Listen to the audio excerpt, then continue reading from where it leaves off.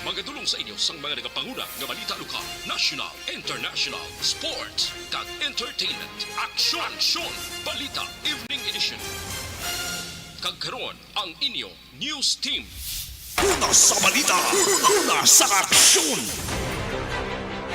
Mayong gabi Metro Bacolod, mayong gabi kabugusan nga Western Visayas. Welcome sa pagpangalagad sang Aksyon Balita Evening Edition. Karon nga adlaw Biyernes, Mayo 27, tuig 2022. Makitan kita live sa mon official Facebook page kag sa YouTube channel ang Aksyon Radyo Bacolod kag mabatian pa sa www.actionradyobacolod.com.ph. Ang iyong tagbalita, Aksyon and Defensor Disay. Kagkaroon sa aton mga headliners, una sa mga balita lokal, pag-extend sang Alert Level 1 sa Bacolod, ginaabi-abi ni local IATF Chairman Vice Mayor Familiaran. Dengue team, ipatukod ni hinigaran Mayor Nadi Arceo. Sa mga nagapanguna nga balita national, negative COVID-19 test requirements sa fully vaccinated inbound travelers ginkakas na. Mandatory health insurance policy sa mga estudyante nga nagpartisipar sa face-to-face classes ginbawi. Una sa balita, una sa aksyon. Action Radio Philippine Standard Time, alas 6:06. Detalye sa nga mga nagapanguna nga balita lokal pagkatapos lamang sa mga ini.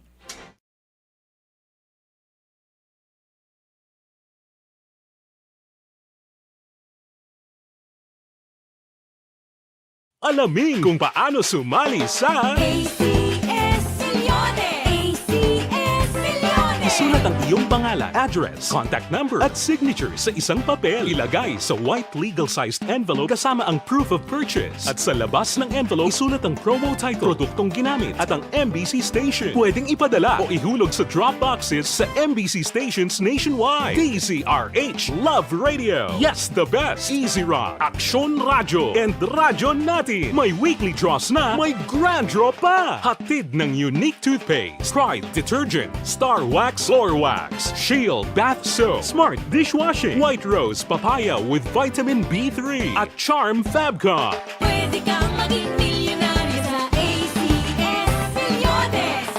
Submission of entries is from February 28 to May 27, 2022. Grand draw is on June 18, 2022. Promo period is from February 28 to June 18, 2022. See posters for details. For DOH, FDA, CCH, UHSRR permit number 0087, series of...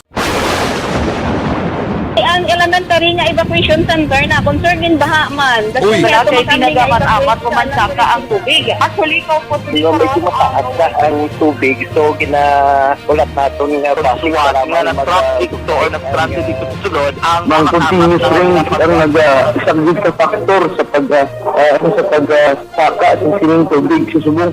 Ang Pilipinas sa mayas ng early warning system para mahibaluan ang lakas ng panahon.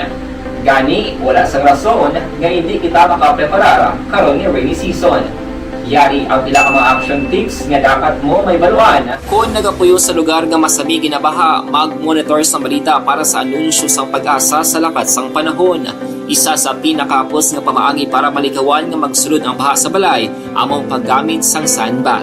Ang sandbag ang isa ka sako nga may unod nga balas nga pwede ibutang sa pertahan o kung ginaagyan sang tubig para temporaryo nga makontrol ang pagsulod sang tubig sa inyong nga balay. Antes naman ng rainy season, dapat nakapreparar ka na sang pagkaon, flashlight, pito, kandila, hygiene kit, power bank, transistor radio, importante nga mga dokumento kag iban pa nga kinahanglanon. Ini ang dapat isulod sa go bag nga dapat ibutang sa isa ka lugar nga mapus kuhaon sa tion nga kinahanglan nga mag-evacuate. Sa tion sa pagbaha dapat butangan sang tape ang saksakan sang mga outlet kag ibutang sa mataas nga mga lugar ang appliances. Kunyara sa evacuation center, dapat man nga ipatuman ang minimum health protocol, face mask, face shield kag social distancing.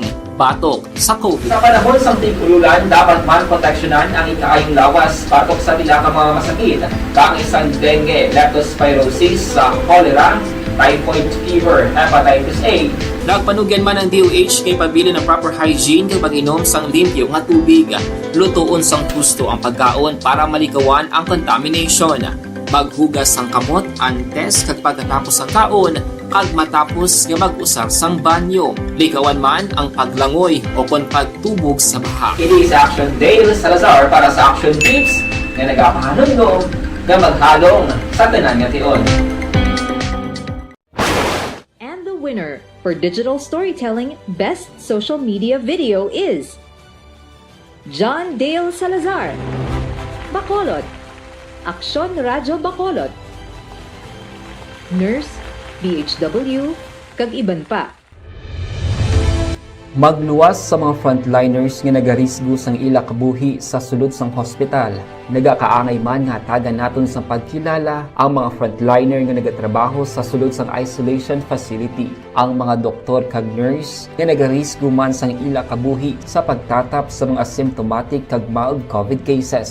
Ang mga barangay health workers nga gin-assign sa isolation facility, mga cook nga nagaluto sa mga pagkaon sa mga COVID positive. Ang extraction kag disinfection team sang syudad, ang mga utility personnel nga nagakuha sang basura sang mga pasyente. Ini ang mga frontliners kag nakit-an ko ang ila sakripisyo apisar sang manubo nga sweldo o kon allowance halin sa gobyerno. Ako sa Action Dale, COVID positive sadto. Naka-recover sa masakit bangod sa bulig sang sini nga mga tawo. Madamo gid nga salamat sa tanan nga frontliners.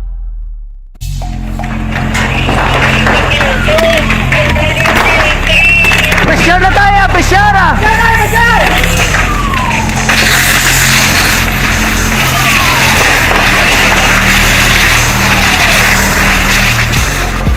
Every day is Fire Prevention Day.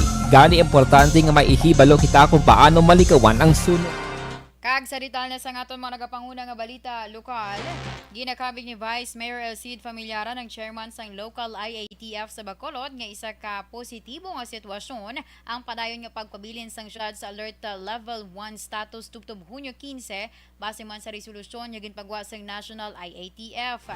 Suno kay Familiaran, ini nga development isa ka maayo nga indikasyon angot sa ginahandom nga pagbangon sang syudad ilabi na sa aspeto sang ekonomiya. Sa piya kabahin, ginapilar sa Vice Alcalde sa mga Bacolod noon nga kung mahimo, hindi maghatag sang kumpiyansa. Kag padayunon lamang ang paghalong samtang yara pa ang pamahog sang COVID-19. Liwat man sinigi na panawagan sa publiko nga wala pa o kung sa mga wala pa nabakunahan nga kung mahimo magkooperar sa vaccination drive, ginapatigayon sang syudad bilang nagapanguna nga proteksyon batok sa pandemya. With regard sa aton yung status, so ang level 1 naman na siyang pinakanubo, no? For me, only that nga ti ang aton bala nga ang tao nag-confident kita halos tanan, hindi naman sa second booster, lain mo na sila convince, ito nagtakaw na, which is not good for me. I don't know kung anong pag-address na siya. Ang kabahin sang pagpahayag ni Bacolod City Vice Mayor Elcid Familiaran. Sa dugang pa nga balita lokal, liwat nga ginapanawagan sang COMELEC Bacolod sa tanan nga mga kandidato nga nagpapili sa lokal nga posisyon. Tinalikdan ni eleksyon nga kung mahimo, magsumiter na sang ila Statement of Contributions and Expenditures o konsose. Suno kay Bacolod Election Officer Attorney Revo Sorbito, mayara na gidman sang pila ka mga kandidato nga tigayon na nga nakasumiter sang ila sose sa iya talatapan, apang nagapabilin sa gihapon nga nubo ang numero tubtub subong nga adlaw. Dugang pa ni Sorbito, ang pagpasa sang sose hindi lamang obligasyon sang nagdaog nga mga kandidato, kundi lakip na ang mga nagkalapyerde sa eleksyon. Base sa deadline nga ginpagwas ng COMELEC, ang katapusan nga adlaw sa pagpasa sang sose ang gintalana sa Hunyo 8. Sa dugang pa nga balita lokal, resolbahon sa National Wages and Productivity Commission ang apelasyon sa Metro Bacolod Chamber of Commerce and Industry kag Bacolod Filipino-Chinese Chamber of Commerce angod sa wage increase. Suno kay Winnie Sancho, diretso sang hanay sang negosyante ang mag-apilar. Apang ang ila apelasyon hindi magkaapekto sa pagpatuman sang wage increase sa Hunyo 5. Dugang pa ni Sancho na saad sa ila apelasyon nga hindi dapat ipatuman ang wage increase bangod sa una, abuse of discretion kag failure to comply with the requirement. Apang depensa ni Sancho nga kung wala sila nakakompleto sa mga requirements, wala sila ginpahanugutan sang NWPC nga i-publish sa mga pamantalaan ang wage increase sa tung Hunyo o kung sa tung Mayo 20.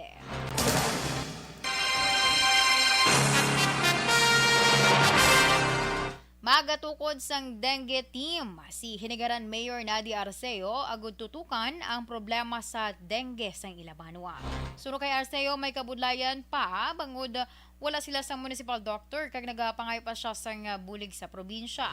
Ginako ni Arceo nga napabayan ang ila pagtutok sa dengue, rason nga nagapanguna sila karon sa probinsya nga may pinakadamo sang kaso.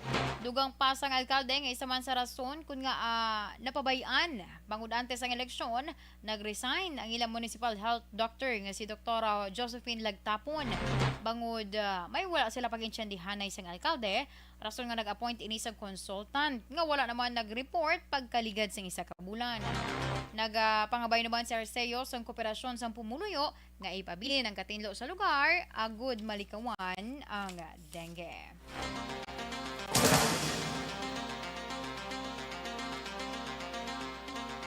Ginapreparahan na sa Negros Occidental Police Provincial Office sa Conocpo ang pagdula sang curfew sa probinsya sa Hunyo 1, 2022.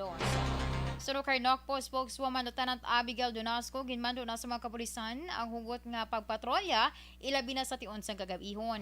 Nagalaom si Donasco nga ini ang magsaka ang numero sang kriminalidad bangod sa mahalog nga sitwasyon.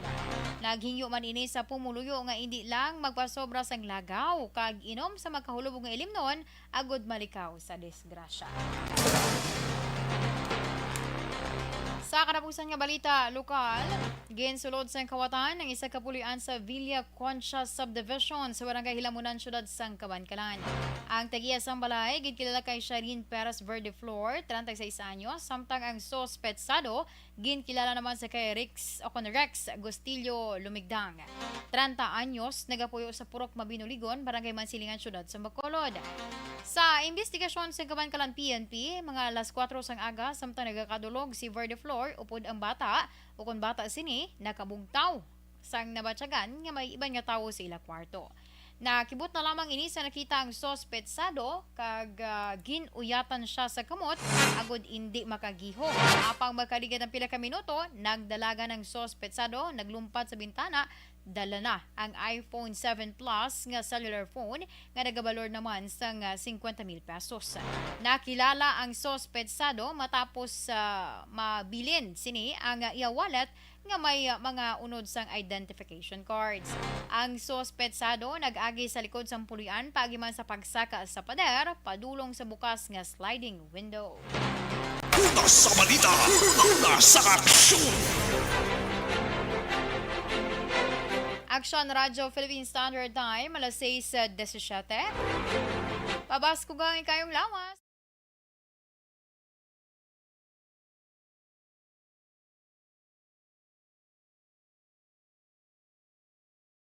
Alamin kung paano sumali sa ACS Millones! ACS Millones! Isulat ang iyong pangalan, address, contact number at signature sa isang papel. Ilagay sa white legal-sized envelope kasama ang proof of purchase. At sa labas ng envelope, isulat ang promo title, produktong ginamit at ang MBC station. Pwedeng ipadala o ihulog sa drop boxes sa MBC stations nationwide. DZRH Love Radio. Yes, the best. Easy Rock, Aksyon Radyo, and Radyo Natin. May weekly draws na, may grand draw pa. Hatid ng unique toothpaste, Pride Detergent, Star Wax Floor Wax, Shield Bath Soap, Smart Dishwashing, White Rose Papaya with Vitamin B3 at Charm Fabcon. Pwede kang maging milyonaryo sa ACS Millones!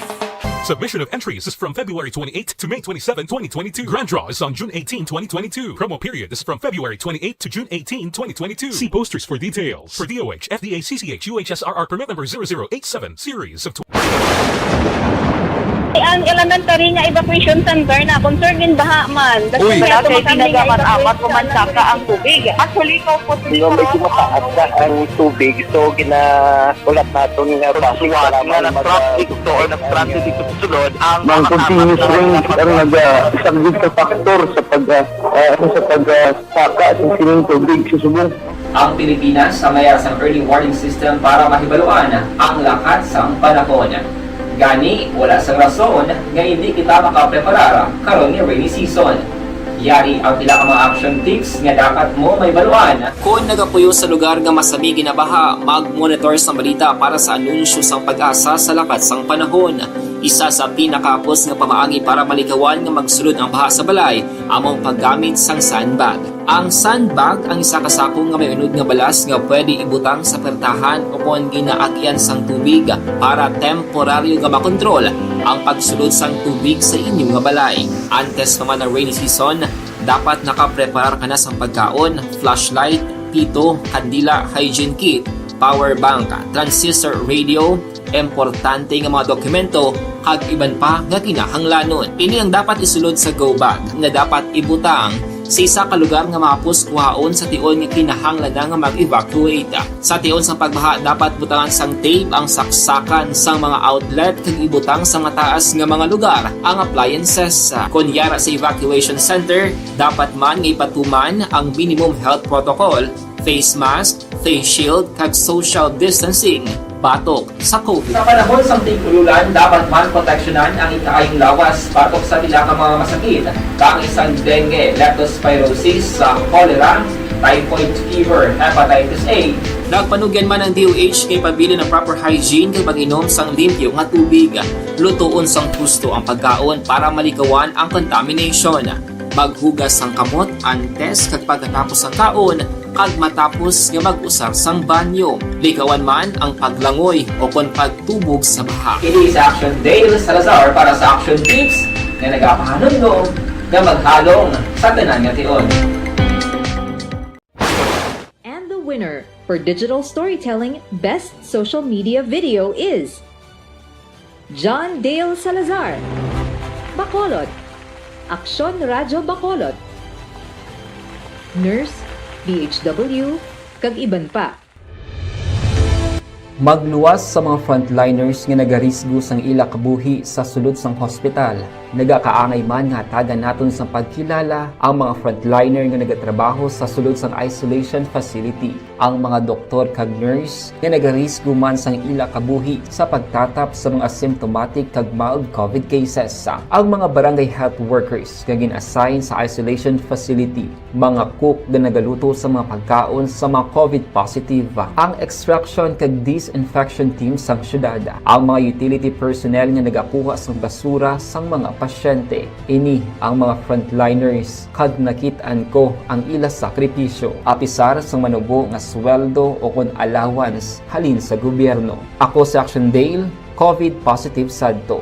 Naka-recover sa masakit bangod sa bulig sang sinig nga mga tawo.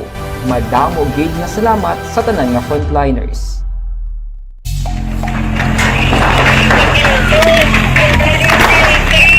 Pressure na tayo! Pressure!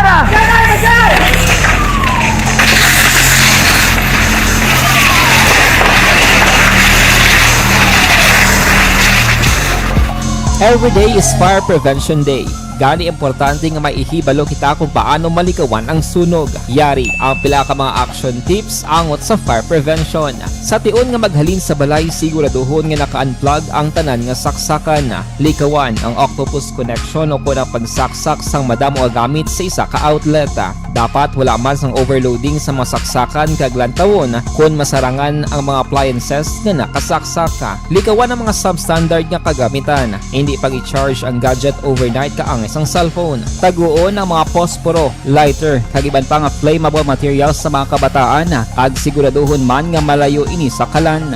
Siguraduhon man nga wala nagalik ang inyong LPG. Sa isa ka business establishment, dapat mayara sang fire extinguisher kag dapat nakahibalo ang tanan sa pag-usar sini. Hibaloon man ang expiration date sang fire extinguisher kag i-refill kung expired na. Magpreparar sang fire exit plan lagi padiri ang emergency exit o kung ang lugar nga wala sang harang nga pwede guwaan sa tion sang sunog. Dapat nakasave sa inyong mga cellphone ang mga emergency numbers nga pwede tawagan sa tion sang emerhensya. Kung nagakalayo ang imong lawas, himuon ang stop, drop kag roll. Para malikawan ang sunog, nagakinahanglan ini sang partisipasyon sang publiko. Kung nakahanda kita sa mga kalamidad, dapat preparado man kita sa sunog. Ini sa Action Dale Salazar para sa action tips nga nagapahanumdom nga maghalong sa tanan nga tion.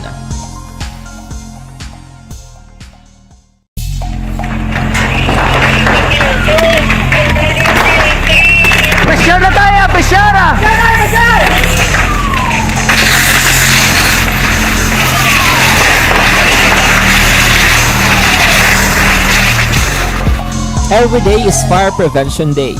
Gani importante nga maihibalo kita kung paano malikawan ang sunog. Yari ang pila ka mga action tips angot sa fire prevention. Sa tiun nga maghalin sa balay, siguraduhon nga naka-unplug ang tanan nga saksakan. Likawan ang octopus connection o kung ang pagsaksak sang madamo nga gamit sa isa ka outlet. Dapat wala man sang overloading sa mga saksak.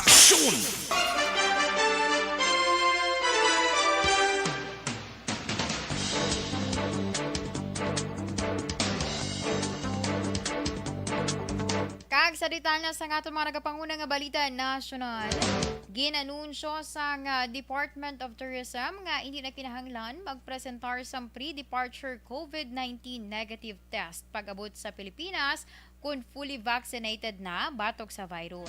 Sunod sa DOT sa resolusyon sa Interagency Task Force for the Management of Emerging Infectious Diseases, ang tanan nga biyahero edad 18 anyos pasaka kag fully vaccinated o kung nakabato na sa booster shot, exempted sa gina-require nga negative COVID-19 test.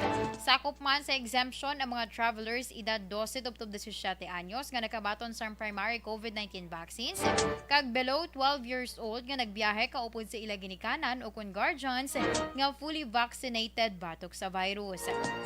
Sa datos ng DOT ginapakita nga may kabilugan nga 517,516 ang foreign tourist arrival sa Pilipinas halin Pebrero 10 tubtob Mayo 25, 2022. Maga-expire sa katapusan sang Hunyo ang malapit 2 milyones doses ang COVID-19 vaccines kung hindi mausap. Apang sunod kay DOH Undersecretary Myrna Cabutahe, ang malapit 2 milyones doses hindi pa ang final count sa bakuna nga maga-expire kung hindi mausar antes ang Hunyo 30. Sunod pa kay Cabutahe, nagpasa na sang demand forecast ng DOH sang 34 million doses ang bakuna nga among ibulos sa mga maga-expire na nga brands ang bakuna pareho sang Sinovac, AstraZeneca kag Pfizer.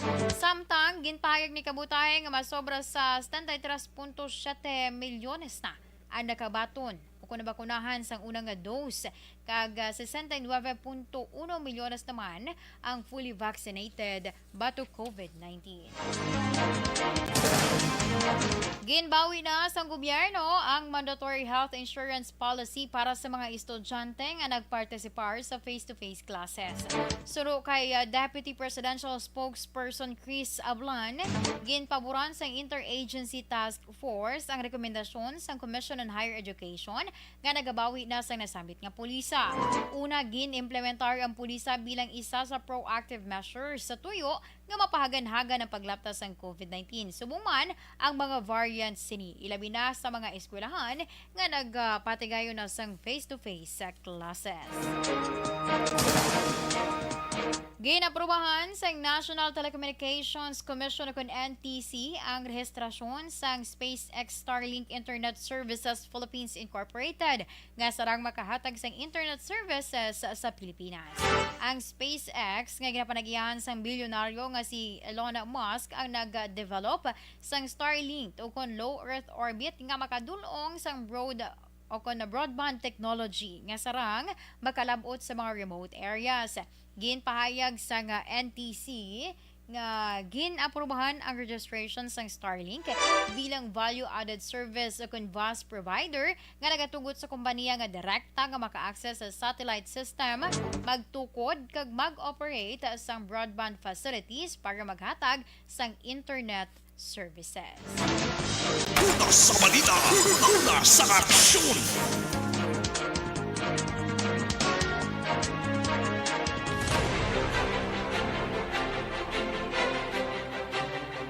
Inyogin pamatian ang kabugasan nga detalye sang aton mga balita. Diri lamang sa Aksyon Balita Evening Edition karon nga adlaw Biyernes, Mayo 27, 2022. Sa liwatan niyo tag balita, Aksyon and Defensor Lisay. Una sa balita, una sa Aksyon sa Bacolod, Aksyon Radio. Aksyon Radio.